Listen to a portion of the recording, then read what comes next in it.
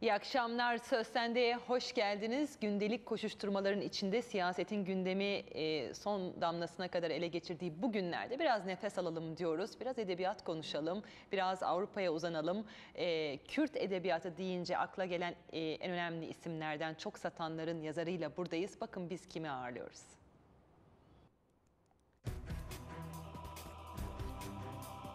Mardin'de doğdu. 20'li yaşlarında Kürtçe edebiyata ilgi duydu. Bu ilgi onun hayatını şekillendiren önemli noktalardan biri oldu.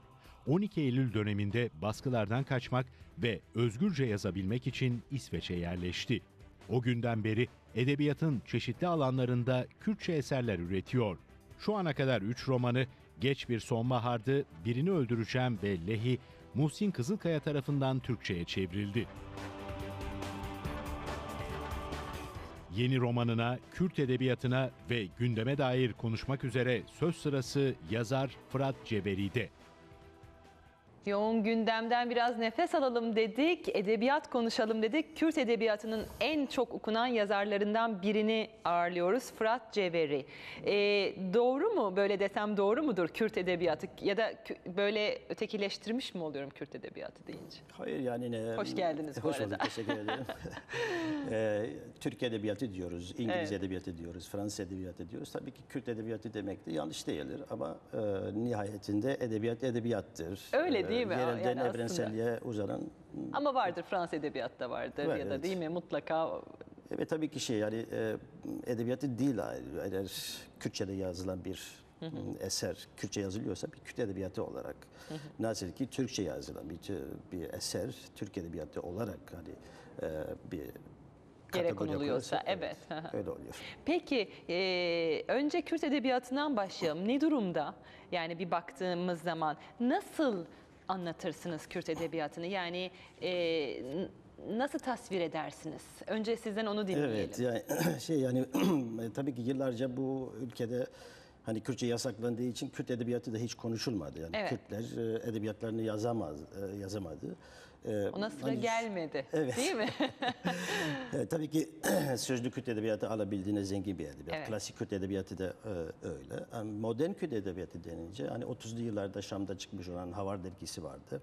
Sonra da işte 1980 yılında sürgünde başlayan sürgün edebiyatı. Daha sonra 90'lı yıllarda Türkiye'de bazı adımların atılmasıyla birlikte artık Türkiye'de gelişen Kürt edebiyatı bugün artık modern, hadi daha önceleri biz sadece işte sözlü Kürt edebiyatı ve klasik Kürt edebiyatı ile yetiniyorduk ama şimdi modern Kürt edebiyatı var ve gelişmekte. Hatta sizin bir cümlenizi hatırlıyorum. Yani modern edebiyat için Kürtçenin çok önemli olduğunu düşünüyorum ve bunu da kanıtlamaya çalışıyorum gibi bir noktanız var. Doğru değil mi? Evet, tabii ki mesela İshak Başçavi Singer'e sormuşlar hani Yidişçe, Yidiş bir edebiyat dilimi.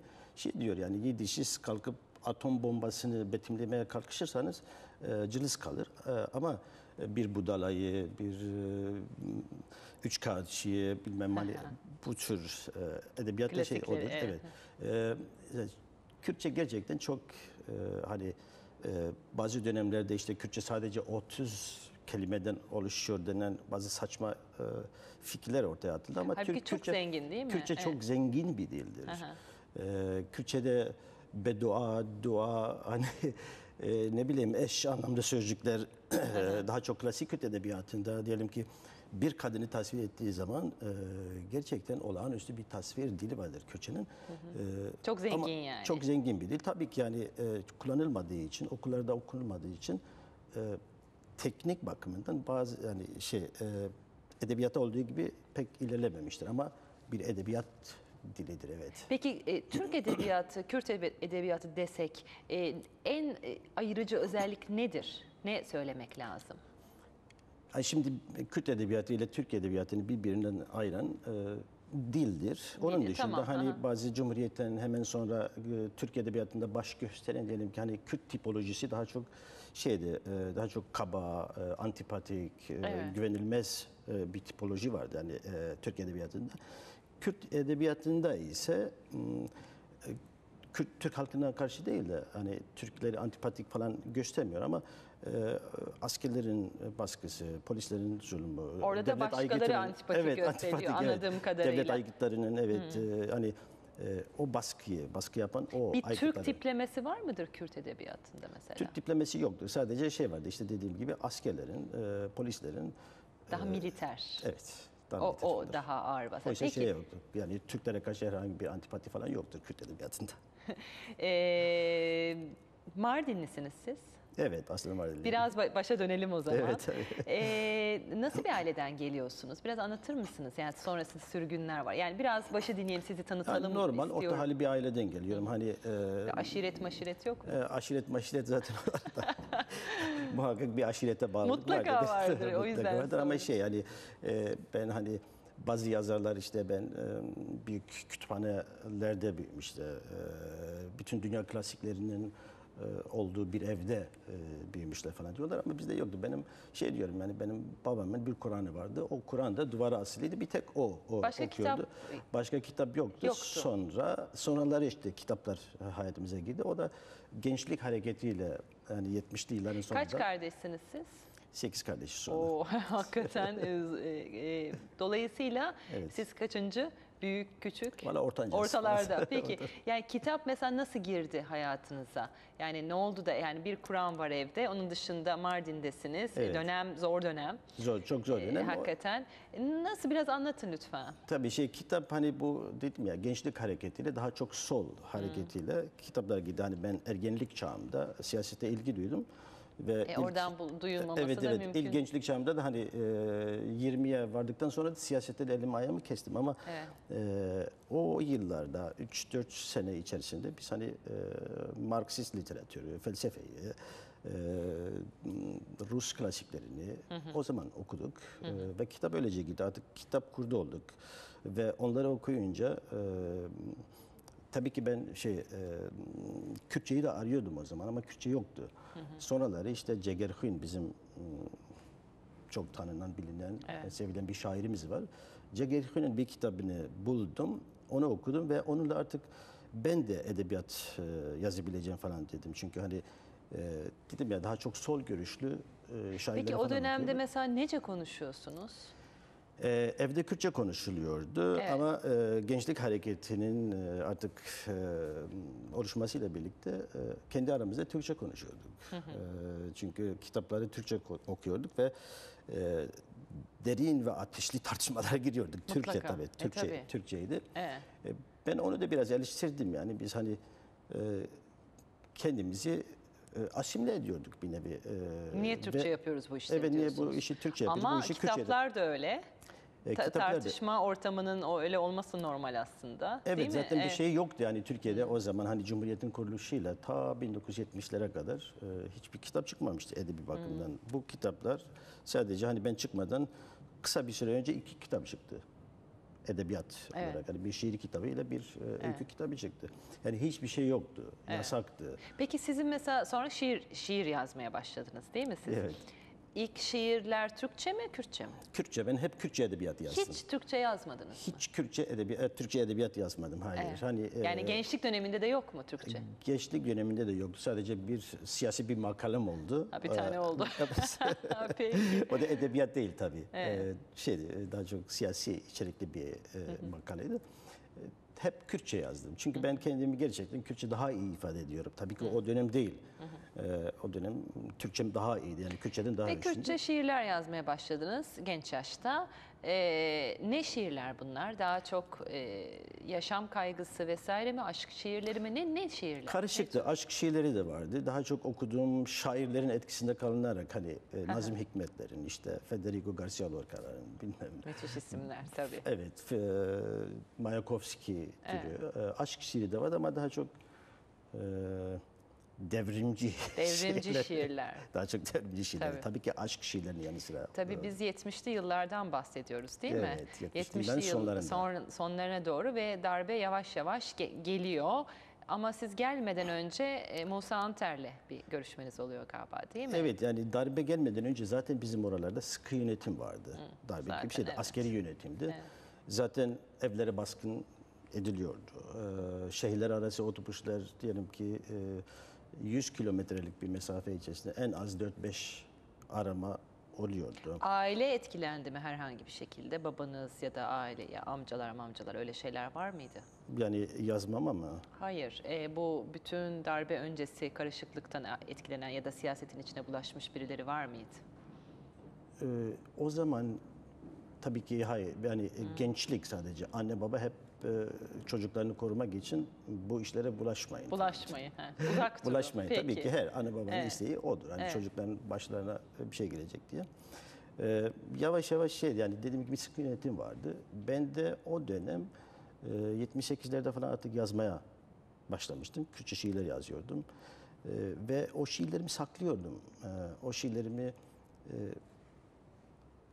şey yani gerçekten esrar ve eroin gibi saklıyordum onları. Çünkü yasaktı. Yani aşk şiiri olsa bile sadece Kürtçe olduğu için yasaktı. Ne acayip bir dönem değil mi? O dönemde zaten şiir, yani Korkunç tabii. sol kesimin yazdığı her şey yasaktı neredeyse. Her şey yani. yasaktı Evet, ama- bırakın Kürtçesini yani. Evet yani her şey yasaktı ama bu hani devrimci içerikli olmayan şiirler de yasaktı. Yani aşk şiirleri bile Çünkü yasaktı. anlaşılmıyor da bile Yani değil mi? sen Kürtçe birisine jite hezdikim dediğin zaman da yasaktı. Seni seviyorum Seni dediğin zaman da seviyorum. yasaktı. Yani Kürtçe olan her şey yasaktı. Tabii ki o dönemde yavaş yavaş artık Kenan Evren zaten hani darbe olacak falan diyordu. Darbeye yaklaşılıyordu ama ben darbe gelmeden önce bizi gerçekten karanlık bir geleceği beklediğini falan hissettiğimde yavaş yavaş planlarımı yaptım. Evet dediğiniz gibi ben hani Musa Anter'e çünkü Musa Anter o zaman İstanbul'dan geri dönmüştü. Evet. Köyüne yerleşmişti. Önemli bir isim. Evet. Evet, gençler arasında hani bir idoldu. Evet. Gidiyorduk ara sıra. 78'lerde falan yine uğradık ve ilk kez ben İsveç'i Musa Anter'den duydum. Ve bir de yani İsveç'e bahsederken, İsveç'i tasvir ederken İsveç'in ne kadar demokratik, insan haklarına ne kadar saygılı bir ülke olduğunu ve orada Kürtçemi geliştirebilme imkanına Bir de sahip mesela size şey sormuş, nece yazıyorsun? Kürtçe şiir yazıyorum deyince bir dakika demiş değil mi yani? Evet, evet. Hayatın zor olacak. senin. Zor olacak tabii ki. O biliyordu çünkü o zorlukları yaşamış bir adamdı. Musa Anter olsun, Edip Karahandar olsun. Yani bu insanlar sadece Kürtçe yazdıkları için çok yani tutuklamalara, işkencelere maruz kaldılar. Musa Anter Kımıl adlı şiirinde ki Kımıl'da fazla bir şey de yoktur. Bir böceği tasvir ediyor. Kımıl sadece yani şiirin içeriği de Türkçe. Sadece başlığı Kürtçe olduğu için adamın eylemini istediler. Gerçekten de öyle yani yazarlar bile, gazeteciler bile yani belki bir masada oturmuş, rakı içmiş gazeteciler bile Musa Anter nasıl cesaret ediyor da Kürtçe şiir yazabiliyor diye adamı eleştiriyordu. Yani köşe yazılarında yazdılar o zaman. Ne dönemlerden geçtik Evet. gerçekten. Peki sonrasında size İsveç'i söyleyince sizin aklınıza bir İsveç fikri oluşmaya başladı. Yaşta çok genç değil mi? Çok gençtim evet daha sakallarım çıkmamıştı. Güzel peki. Ve sonra gidiş nasıl oldu? Ya çok gençtim. Tabii ki annem babam falan istemiyorlardı. Hani İsveç neresi? Çok uzak bir yer. O memlekete nasıl gideceksin falan. Şimdi Hani biz de- Mardin'den çık İsveç'e git. Mardin'den çok evet. O zaman hani şu anda dünya çok Siz ufak. mesela o zamana kadar Mardin'den başka şehirlere gitmiş miydiniz? Gitmiştim evet Türkiye'yi biraz gezmiştim ama vardı yani. yurt dışına falan değil tabii. Değil, evet. Yurt dışına değil ama yani bütün Avrupa ülkeleri arasında İsveç. Önce Almanya'ya gittim tabii ki. Baktım ki Almanya'da kalacak. Benim amacım İsveç. Ve Niye Almanya değil mesela? Nasıl bir ortam vardı o zaman Almanya'da? beğenmedim. Hani bir de yani İsveç'e gideceğim ya. İsveç bilinç altımda hep Evet. o var. İsveç'te yani hakikaten çok fazla isme misafirperverlik etmiş bir ülke. Yani sadece Türkiye'den gelenlere değil, dünyanın her tarafından değil mi? Sürgün şeyi gibi sanki. Evet tabii ki yani Ülkesi İsveç gibi, diyelim evet. ki hani İkinci Dünya Savaşı'ndan sonra da hani Bolşevik devriminden sonra Sovyetlerden göç etmiş hani Baltikum ülkelerinden göç etmiş bir sürü şey var. Yazar, gazeteci, Evet. siyasetçi var. Ondan sonra İkinci Dünya Savaşı'nda Almanya'dan göç etmiş Yahudilerin yanı sıra yani Nazilere karşı olan bütün yazarlar İsveç'e girdiler. Ondan sonra Şili'de olan junta, Yunanistan'daki junta, Hakikaten Türkiye'deki kucak junta. açma. Buradan da Zülfü Livaneli'yi hatırlıyorum. Zülfü Livaneli Yaşar vardı. Kemal var değil Doğru, mi? evet. Sonra Demir Özlü var. Demir Özlü Evet, var. değil Demir mi? Özlü hala Evet. orada yaşıyor. Yani gidip geliyor. Bir türlü Evet. dönemiyor. Evet. Yani İsveç birçok kültüre, birçok siyasetçiye, birçok yazara ev sahipliği Peki yaptı. siz kaç yaşındayken İsveç'e gittiniz? Yaş kaçtı? 20 yaşlarında falan. 20 vardım. yaş. Evet. Gittiniz oraya cebinizde Kürtçe şiirlerle. Öyle mi? Evet, doğru. Peki ne oldu sonra? Nasıl Ben- oldu da sonrasında bu noktaya gelindi? Şimdi demin söyledik, bu kadar kitap, bu kadar çeviri, Evet. Kürt edebiyatının en çok okunan yazarlarındansınız. Nasıl oldu o süreç?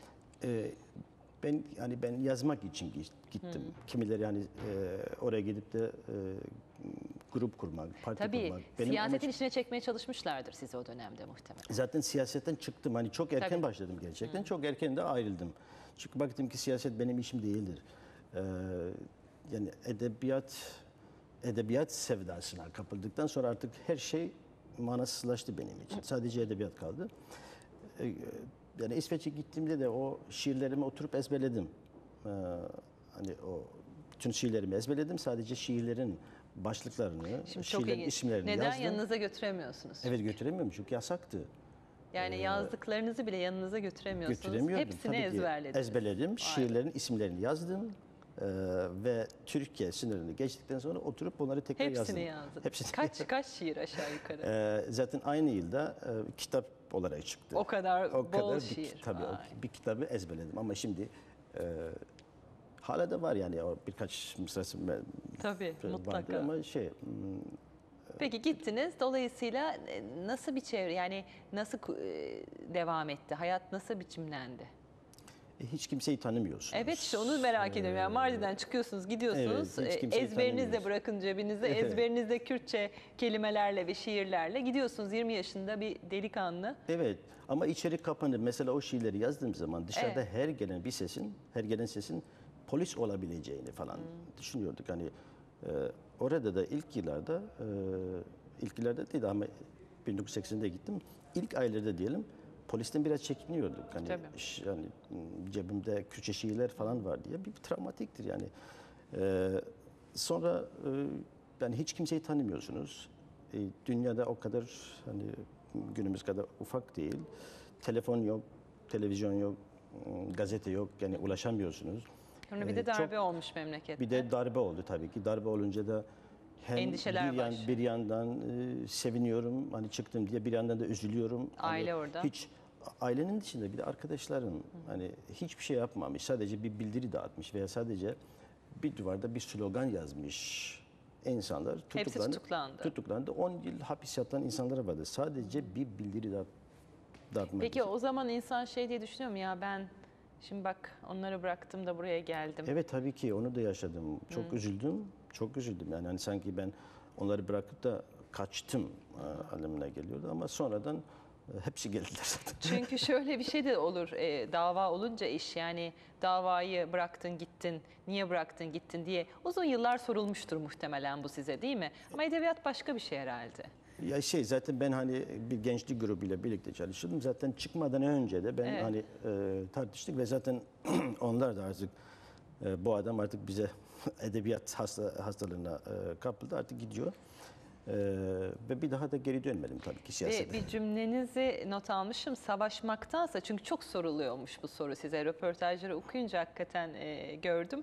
Yazmayı tercih ediyorum çünkü yazmak daha kuvvetli diyorsunuz. Bunu konuşacağız ama izin verirseniz bir araya gideceğim. Tabii, evet. Aradan sonra Fırat Çeveri ile buradayız, bizden ayrılmayın lütfen.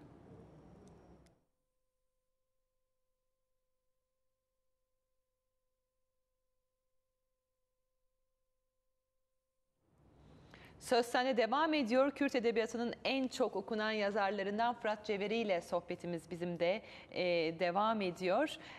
Şöyle cümleyle araya gitmiştim. Savaşmaktansa yazmayı tercih ederim dediniz ve İsveç'te hayat belki de böyle başladı, değil mi? Evet, zaten ben siyasetten ayrıldığımın nedenlerinden biri de o proletarya diktatörlüğü diye bir terim vardı. Hani biz Tabii. burjuva diktatörlüğünü benimsemiyorduk. Ben de yani eğer burjuvazi hiç olmasa biraz okumuş, dünya görmüştü. Biraz şimdi proletarya diktatörlüğünün iktidara gelmesiyle birlikte artık her şeyin, ben o zaman öyle düşünüyordum. Tabii ki o zaman böyle düşünmek büyük bir suçtu. Tabii. Çünkü Sovyetler Birliği hala duruyor, Tabii. komünizm diri. Ben o fikirde de hani bir söz vardır. 30'dan önce komünist olmayıp 30'dan sonra komünist olanlar ahmaktır diye bir söz var. Tabii ki saygım var, her ideolojiye saygım var ama beni tatmin etmeyen bir ideolojiydi. Çünkü ben hani edebiyat benim için daha, yani kendimi edebiyatın içinde gördükçe ben bütün bu siyasetin, hani siyaset adamı olmadığımın farkına vardım. Ve onun için hani bir de Kürtlerin ana dile ihtiyacı vardı. Ve ben de o dil uğruna ülkemi, sevdiklerimi, arkadaşlarımı bırakmıştım. Ta İsveçlere gitmiştim. Ve orada onu yapmalıydım. Ve Ve o gün, bugün de bunu yapıyorum. yapıyorsunuz zaten. kaç Evet. senesi? 78'den bu yana değil mi? 80'de neredeyse? gittim. Tabii Evet. 78'den beri yazıyorum. Beri evet. yazıyorsunuz. Şimdi 35 yıl sonra evet. tabii çeviriler de yapıyorsunuz. Yani hani o çeviriler de çok önemli. Yani Steinbeck'ten Çehov'a değil mi? Ya, not almışım, Dostoyevski'den Yaşar Kemal'e kadar bir sürü ismin eserlerini çevirdiniz Kürtçe'ye. Evet, ben o zaman yani okuduğum bir kitabı eğer beğeniyorsam bu niye Kürtçe'de de yok diye bir fikir oluşuyordu bende. Ve hemen çevirmeye kalkışıyordum. Hani herhangi bir yayın evi benden istiyor da bana Siz direkt çeviriyordunuz. Direkt çeviriyordum. Tabii ki Yaşar Kemal'le konuşarak yani ondan Tabii, izlenerek. Ama yani o zaman okudum, sevdiğim bir kitap varsa bu niye Kürtçe'de yok falan diyordum. Ama profesyonel yayın evleri de yoktu. Hani biz 80'lerden 90'lardan bahsediyoruz. Tabii. O zaman yoktu. Ve çeviriyordum. Daha sonra işte belki siz gelirsiniz sorarsınız. Hani Nudem adında bir dergi çıkardım. Evet, şimdi tabii Evet, yani evet. dergiler çok önemli hakikaten. Dergiler. Şimdi evet, lütfen onları anlatın bize. Çünkü demin modern Kürt edebiyatı için önemli dergilerden bir tanesinden daha bahsetmiştiniz. Evet. O dergiler Havar'dı galiba değil mi? Evet, Havar'dı. Mesela Havar'ı da devam ettirdiniz değil mi sonrasında? Havar yani 30'lu yıllarda çıktı. 43'lere falan kadar devam etti. Sonra öldü. Yani bir nesil, iki nesil Havar'dan habersiz kaldı. Ben sonra Havar'ın bütün sayılarını edinip Öyle, evet. 2 cilt halinde de bastım onları. Ama 1990'lı yıllarda artık çünkü ben hani Türkiye'den birçok edebiyat dergilerine aboneydim. İsveç'te çıkan birçok edebiyat dergilerini okuyordum. Kürtçe'de niye böyle bir dergi yok diye öyle bir fikir oluştu bende. Hani çeşitli grupların, partilerin kendilerine göre hani edebiyata yer veriyordu. Gazetelerin bir köşesinde falan bir şiir, bir öykü falan.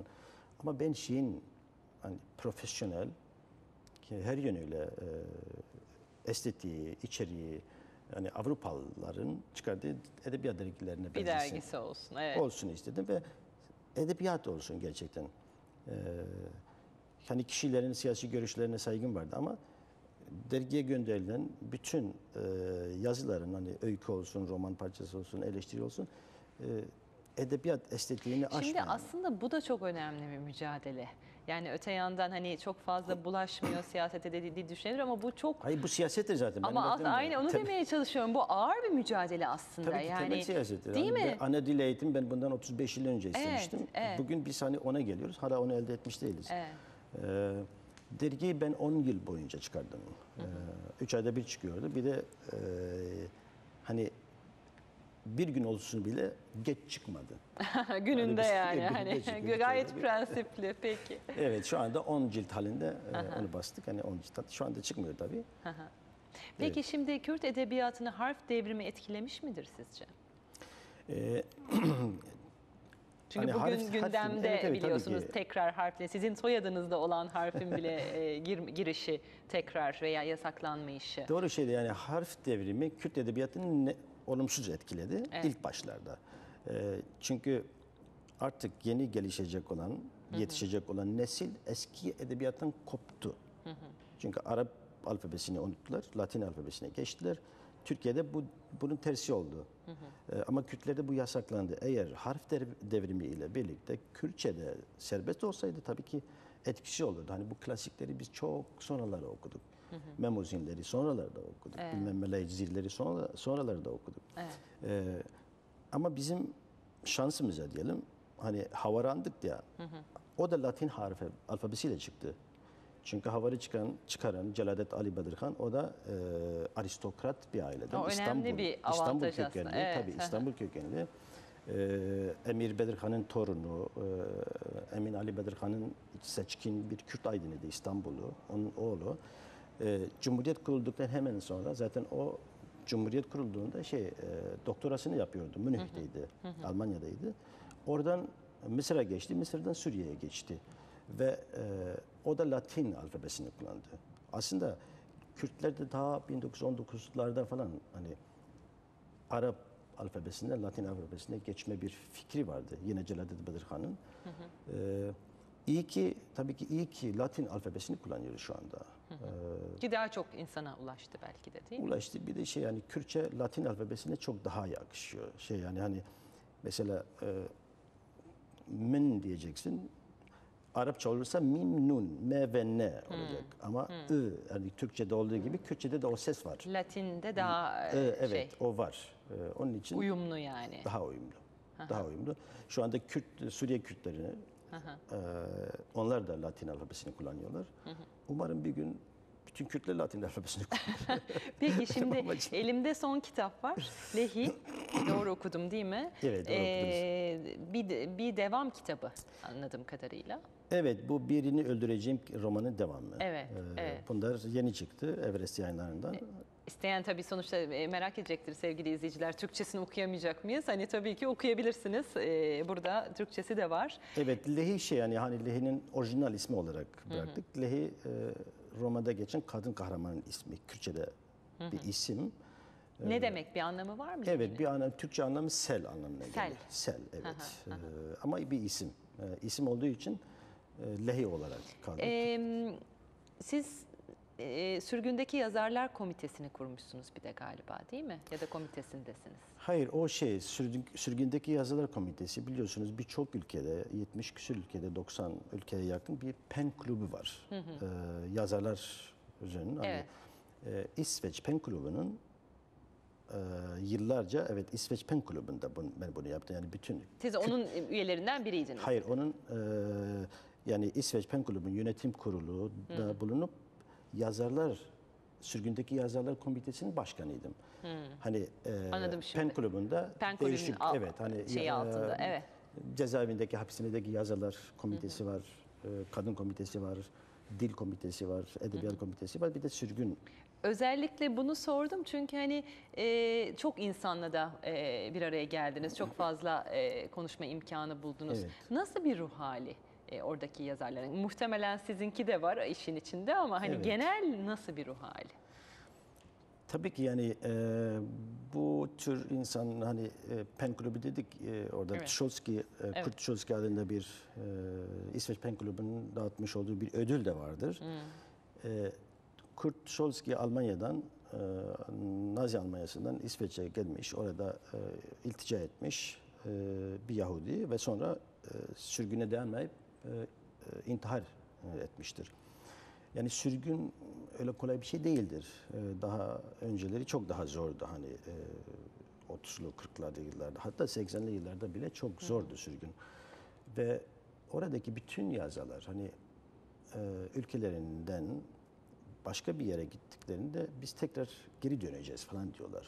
Ben bile hani 1 yıl, 2 yıl sonra tekrar geri Hep bir döneceğim. geri dönüş Tabii, şeyi hep var, geri bir dönüş hayali vardır. ya da nasılsa burası geçici. Evet, çünkü öyle olunca da hani zaman da uzayınca hani 1 yıl için çıkmışsınız ama 10 yıl oluyor, 20 yıl oluyor, 30 yıl oluyor ama henüz dönmemişsiniz. Ve yazıyorsunuz. O zaman yazıda bir nostalji oluşuyor yazarlarda, nostalji hastalığı.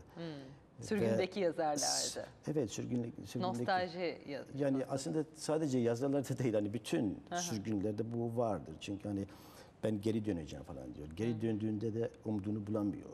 Her şey değişmiştir. Eski Bıraktığı insanlar gibi kalmıyor hiçbir Kalmıyor, şey. hiçbir şey Evet, bıraktığı gibi kalmamıştır. Onun için hani aslında yazarların kafalarında şeydir, geçmiş gençlik, çocukluk ve gençlikleridir. Aslında bu bütün şey ya. Onun için artık nostalji hastalığına bürünüyorlar. Bizde biraz o hastalık vardır, nostalji.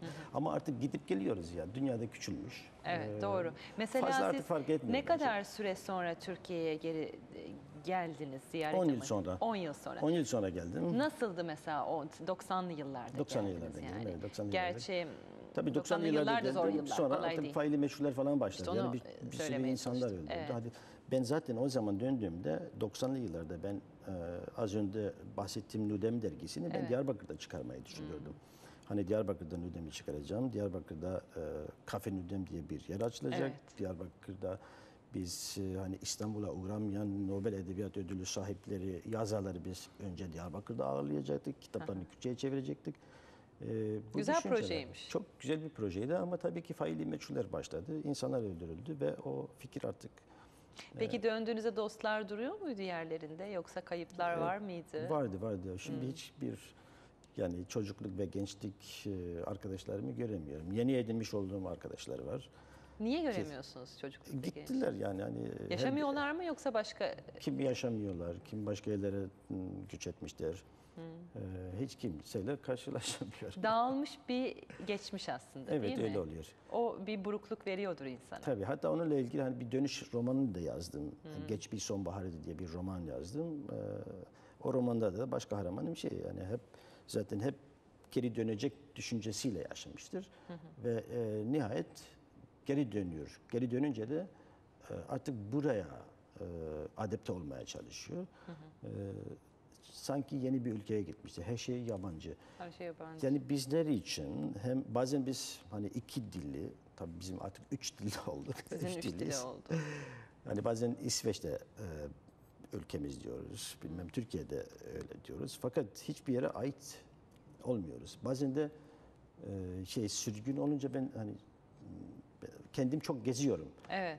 Gittiğim yerler sanki benim ülkem ama bazen de aniden hayır burası bana ait değil falan diyorum. Hem dünya vatandaşı hem değil değil Hem mi? değil. Ne kadar acayip. Ama sanki İstanbul'a gidip geldiğimde sanki İstanbul benim memleketim. Çünkü burada çok sayıda Kürt var. Hani resmi olmayan istatistiklere göre 4 milyondan falan bahsediliyor. Ben bir İsveç'te bir de İstanbul'da en çok Kürtçe konuşuyorum. Yani buradaki arkadaşlarımla hep Kürtçe konuşuyorum. Peki Kürtçe kitaplar ne kadar satıyor? Kürtçe mi Türkçe mi? Kürtçe. Bilemiyorum. Aşağı yukarı yani ben biraz dünyayı sormak istiyorum. Sadece Türkiye'de Aslında değil yani. daha çok Hani satılması gerekirdi. Hani maalesef hani Kürtler bu konuda biraz neden sıcak sordum tamam. özellikle? Ana dilde eğitimin tartışıldığı bugünümüzde. Tabii sizi bulunca siyaset soruyorlardır muhtemelen ama ben çok siyaset sormayacağım. Şunu merak ediyorum. İşte bu dil tartışmasını yaptığımız zamanlar işte Kürt entelijansiyasından da insanlarla konuştuğumuz zaman yok, ilgi yok diyenler de oluyor. Hakikaten öyle bir durum var mı? Yani hem Kürtçeyi öğrenmeye hem Kürtçe kitaplara ilgi yok mu gerçekten de? Bakın yani bizim yaptığımız bir mucizedir daha. Yani biz edebiyatı hani eğitim dili olmayan bir dil edebiyat yaratıyoruz. Evet. Bir de evrenselliği yakalamak için. Yani gerçekten de öyle oluyor. Hani edebiyatımız diğer dillere çevrildiği zaman çok iyi eleştiriler de alıyor. Durum bu olunca şimdi okul okumamış. Hani okulda Kürtçe okumamış. Peki. Bir okuyucu tabii ki Kürtçe bir eseri zor okur. Türkçe tabii ki onun için daha kolaydır. Ondan dolayıdır. Hani Ama tabii ki bence mesela Diyarbakır gibi bir yerde bir kitabın, bir romanın ben en azından 1000 satmasını 1000 bile satmıyor. satmıyor. Maalesef. Çok çarpıcı bir örnek. Çarpıcı onlara sorma gerekiyor. Yani Diyarbakır'da 1000 satmıyorsa artık nerede Evet. satar 1000? satmıyor. Evet. 10.000 satması gerekir. Tabii. Daha En da azından fazla. Diyarbakır'da daha fazla evet Hakikaten. ama 1000 satmıyor. Bir roman Diyarbakır'da 1000 satmıyor. Şeydir yani bunu da biz Çarpıcı bir kendimize örnek bu. öz eleştiri olarak tabii Bir de şöyle Kürt'ü- değil midir yani aslından okumak her zaman bu Fransızcası olsun, İngilizcesi olsun ya da Rusçası olsun bir kitabı aslından okumak çok farklıdır. Yani çok çeviri tabii ki çok özeldir, güzel çok da önemli örnekle siz de çevirmensiniz ama aslından okumak başka bir şeydir değil mi? Tabii ki başka bir şeydir. Mesela ben önceleri kitaplarımın Türkçe çevirmesinden yana değildim. Hani Kürtçenin yasak olduğu dönemlerde ben kitaplarım Türkçe'ye çevrilmesi. O bir başkaldırı herhalde değil mi? Evet, o bir protesto. Nasıl ki ben hani Evet. Kürtçe yazmak da bir başkaldırıydı. Evet. Şey diyordum, yani bizim zaten az sayıda bir okuyucumuz var. Biz onları eğitiyoruz daha. Yani onları Kürtçe okul oluyoruz. Türkçe çevirmesinden yana değilim ama şimdi yasaklar kalkınca Kürtçe kitaplarımız da başlıyor. İşte artık öyle başladık ki Kürt, Türk edebiyatı ya da öyle ayırmadan edebiyat edebiyattır. Her Edebiyat, dilde edebiyat, de yayınlanmalı aslında yani, Tabii değil mi? ki, evet, tabii. Her dilde yayınlamalı. Şimdi mesela Kalem Ajans'la bir sözleşme imzaladık. Bundan böyle yurt dışı hakları onlar çok başka güzel. dillere de çevrilecek. Peki Yani böyle bitirmeden Lehi'nin konusunu biraz anlatalım mı? İzleyicilerle buluşturalım en azından. Ne anladı? Şimdi tabii Kürt edebiyatı deyince hep böyle siyaset, değil mi? Öyle akla geliyor Türklerin nezdinde en azından. Öyle değil ama aslında. aslında biraz tabii ki siyaset, yani İşin içinde var. tabii ki siyaseti, yani siyaseti bir siyasetçinin perspektifiyle yazmıyorum. Ben daha çok estetik bir siyasettir. Siyasette değinmiyorum ama siyasetin sonucu olan bazı karakterlerin Kuşkusuz. içinden düştüğü ruh hallerini anlatmaya çalışıyorum. Bu şeyin devamı, dediğim gibi birini öldüreceğimin devamı. Birini öldüreceğim 3 ana kahramanı var. Yani bir Temo diye biri, bir Diana, birinci romanda Diana, ikinci romanda Lehi oluyor. Birisi bir düşünce, bir fikir, bir ideoloji uğruna hapis yatmış 15 yıl. Çıktıktan sonra artık şehir değişmiş, insanlar değişmiş, yeni binalar oluşmuş, fikirler değişmiş. Kimlik şeyi değil mi? Kimlik, evet. Artık kendisini kendi şehrinde ve uğruna mücadele ettiği şehirde Peki, yalnız görüyor. bir cümleyle Lehi'yi söyleyelim. Lehi de onun devamı. Lehi de hani Lehi'nin baş kahramanı olan Lehi konuşmakla hani psikologlara gidilen hastalara hep konuşun diyor. Lehi de iç monologlarıyla onun psikolojik ruhunu, yani halini Hep konuşmadan geçiyor değil mi? Dil diye başladık, dil diye bitiriyoruz galiba. Fırat Bey, çok teşekkür ediyorum teşekkür ederim. geldiğiniz için. Arada yakaladık sizi, İsveç'ten Türkiye'ye az geliyorsunuz. Çok teşekkür ediyorum Ben de teşekkür geldiğiniz ederim. için. sağ Yazar olun. Fırat Ceberi ile birlikteydik. Yoğun gündemden bir ara verelim, bir nefes alalım. Edebiyat konuşalım dedik. Kürt edebiyatını konuştuk bu akşam. Yarın akşam aynı saatte görüşmek üzere. İyi akşamlar.